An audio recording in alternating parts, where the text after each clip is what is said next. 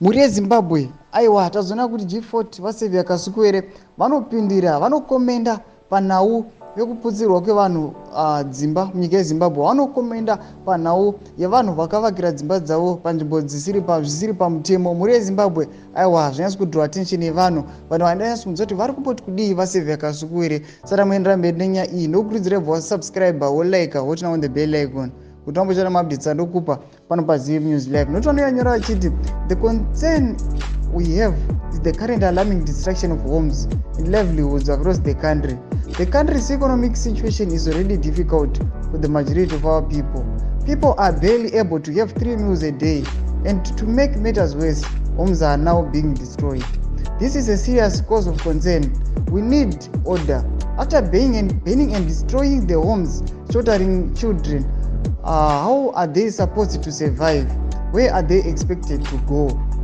At times, one is forced to conclude that fifth columnists have taken control of the process. Some of the people presiding over this process, I dare ask, where were they during the land reform program or in 2000? Saka murezi vako ndozvikaita kana Saviour Kasukuwere achiti aiwa situation yemuZimbabwe haina kumira zvakanaka.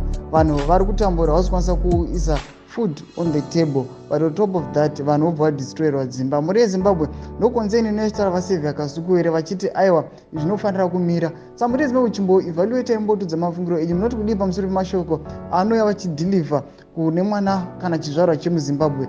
Pinda mucomment section medu mutidze mafungiro enyu. Hamusangana kusubscribe, kulike, panyotana on the bell icon kuti rambochana maupdates andokupa pano paZim News Live.